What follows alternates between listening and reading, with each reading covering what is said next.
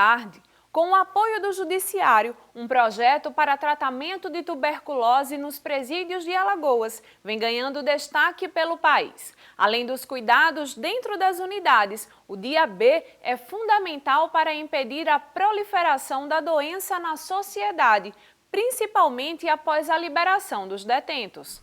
Um projeto alagoano que trata a tuberculose nas unidades prisionais do estado vem tendo destaque no país. A iniciativa foi premiada pelo Ministério da Saúde na 14ª Mostra Nacional de Experiências Bem-Sucedidas em Epidemiologia, Prevenção e Controle de Doenças. O dia B dedica todo o 5º dia útil de cada mês para o tratamento específico dos pacientes com tuberculose. Segundo a enfermeira e idealizadora do projeto, Isis Fernandes, a ideia surgiu após a constatação de que não havia o acompanhamento da doença dentro do sistema prisional. Nós vimos a necessidade de ter uma otimização do acompanhamento de consulta de tuberculose, para os casos de tuberculose, né? Nós fazíamos essa consulta, mas não era da forma adequada. Então, quando detectamos isso, então foi idealizado esse dia B para que toda a unidade prisional ela se mobilizasse para poder fazer o atendimento e acompanhamento desses casos de tuberculose. Em 2013 foram constatados 30 casos de tuberculose nas unidades prisionais de Alagoas. Neste ano, os números já chegam a 25. O dia B tem como foco cuidar de forma adequada da patologia, evitando erros no tratamento e possibilitando a alta médica o mais rápido possível. Os cuidados com a tuberculose dentro dos presídios são fundamentais para impedir a proliferação da doença na sociedade, principalmente após a liberação dos detentos. O projeto, a magnitude dele é a qualidade e a assistência ao paciente. Então, isso eu acho que é soberano e acredito que não só no sistema penitenciário, mas na saúde como um todo. Você dá a qualidade. O diagnóstico, muitas vezes, ele é realizado, é feito, é diagnosticado, só que não existe a qualidade do tratamento. Então, o projeto ele foi baseado muito nisso, para termos qualidade, tanto no âmbito do SUS, como no âmbito de qualquer assistência que fosse feita a um paciente que seja necessário de saúde. Para o desembargador Tutimé Zairan, a iniciativa oferece mais qualidade de vida aos internos e é uma prova de que Alagoas pode produzir ações exemplares para todo o país. Tem dois significados muito importantes, O primeiro é porque, na verdade, se descobriu um modo eficaz de combater um mal que assola a cena prisional no Brasil todo, E um modo assim muito simples, tão simples quanto inteligente, quanto criativo, enfim. Em segundo lugar, porque eu acho que aí faz bem para o estado de Alagoas. O estado de Alagoas, que é sempre muito associado ao que não presta, tem nessa invenção, nessa descoberta, nesse modus operandi, um prêmio nacional. O ex-diretor da torcida Mancha Azul, Jadson Moreira de Oliveira, foi condenado por homicídio e tentativa de homicídio. O julgamento movimentou o Fórum do Barro Duro. O ex-diretor da torcida organizada da Mancha Azul do Centro Esportivo Alagoano, Jadson Moreira de Oliveira, foi condenado a 26 anos e 4 meses de prisão por homicídio qualificado e tentativa de homicídio. Jadson, mais conhecido como Sonaldo, que está preso há 1 ano, foi condenado pelos 7 jurados do Tribunal do Júri por assassinar a tiros Luiz Felipe Ferreira e tentar matar Clóvis Batista Barreto, ambos integrantes da torcida rival Comando Alvirrubro, do Clube de Regatas Brasil.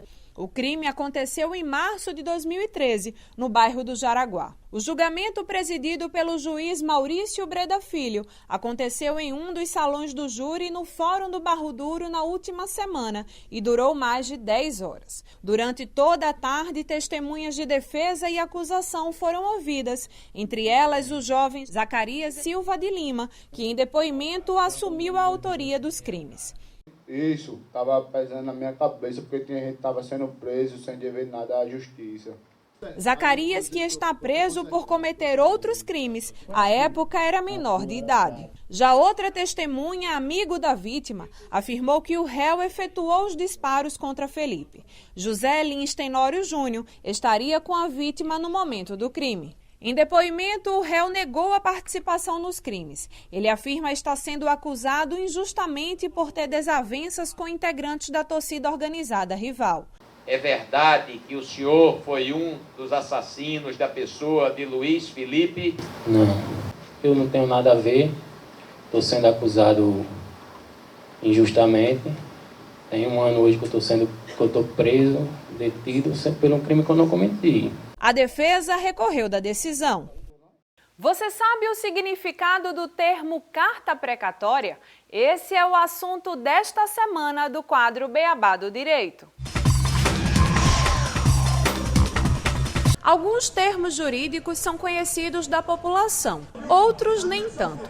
Nós fomos às ruas para saber se as pessoas estão por dentro do que é carta precatória. Você sabe o que é ou já ouviu falar em carta precatória? Já ouvi falar, mas eu não sei bem o que significa. Eu já ouvi falar sim, entretanto me falha na memória, lembro vagamente. Nunca ouvi falar, não sei nem o que é carta precatória. Mas você pode me explicar, por favor? Com certeza, senhor Manuel. Pelo visto, esse instrumento jurídico parece ser desconhecido por muitos. E se você também não sabe o que é carta precatória e para que esse instrumento é utilizado, fique atento à explicação do juiz da 3ª Vara Cível da capital, Henrique Teixeira. Carta precatória é um instituto que é utilizado a fim de que o juiz, o deprecante, né, aquele juiz que não pode atuar naquele território que corresponde a outro juiz, por exemplo, de outro estado, então esse juiz que não pode atuar, ele expede um mandato, tá certo? Esse mandato é cumprido através da carta precatória, não é? Ou se chama simplesmente de precatória. Essa precatória, então, é enviada pelo juiz deprecante ao juiz deprecado em outro território, em outro estado, para se cumprir aquele ato. Por exemplo, em Maceió, eu, aqui da 3ª Vara Cível, preciso efetivar uma apreensão de um veículo no estado de Pernambuco, tá certo? Então, eu determino a ordem, decido, tá certo? Difiro aquela ordem para quem pediu, mas para cumpri-la tem que se enviar essa precatória para o estado de Pernambuco. Eu envio um documento aqui, inclusive se for por urgência nós podemos enviar até por telefone, por telegrama. O juiz recebe e vai cumprir aquela apreensão, vai apreender aquele veículo lá no estado de Pernambuco. Apreende-se o veículo, a parte interessada, tá certo, paga as custas lá, porque tem as custas judiciais, né? As custas da movimentação da justiça lá de Pernambuco, tá certo, para apreender. Se paga as custas lá, ele devolve o veículo, vem a ficar sob a disposição do juiz aqui da 3ª Vara Cível do estado de Alagoas. Desde o início deste mês, os condutores que forem flagrados cometendo infrações de trânsito terão penas mais severas. O Código Brasileiro de Trânsito passou por alterações que entraram em vigor desde o dia 1º deste mês de novembro. Desde então, os valores das multas para condutores que fazem ultrapassagens perigosas e os que forem flagrados participando de rachas sofreram importantes reajustes.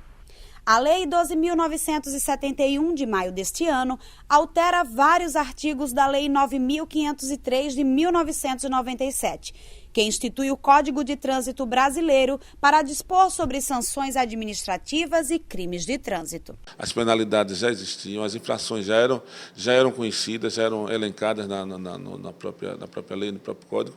Só que o seguinte, na verdade, as pessoas não tinham conhecimento porque elas não tinham uma repercussão, né, monetária.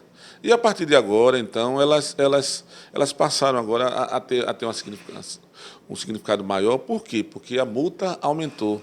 A multa, então, ela por exemplo, dobrou até quase 10 vezes, 9 vezes, 10 vezes mais. Então, as pessoas, elas então, percebem que a questão agora vai mexer não só com a questão, por exemplo, de uma infração, de uma pontuação na carteira, mas também no bolso dela. As principais alterações foram referentes às multas pela prática de rachas e de outras competições sem autorização das autoridades competentes e também pelas ultrapassagens forçadas. Nesses casos, o valor foi reajustado em 10 vezes mais que o anterior e, em alguns casos, o condutor tem suspenso o direito de dirigir e, sendo reincidente nos 12 meses seguintes, a multa será dobrada.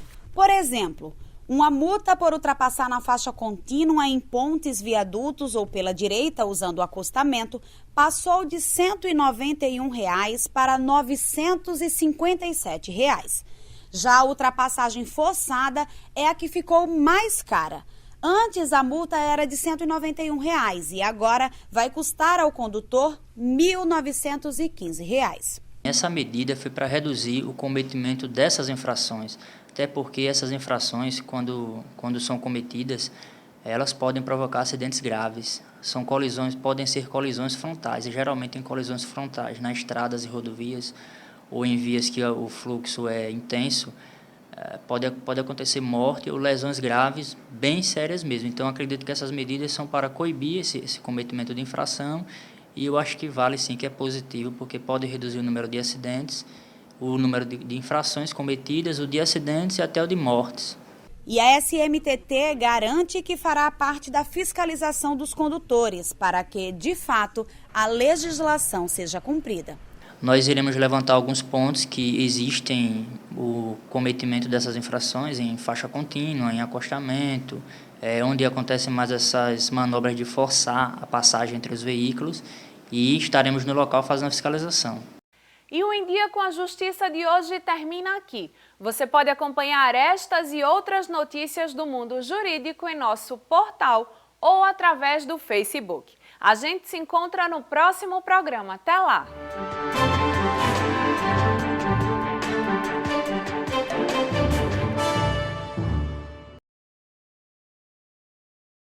Jurídico em nosso portal ou através do Facebook. A gente se encontra no próximo programa. Até lá!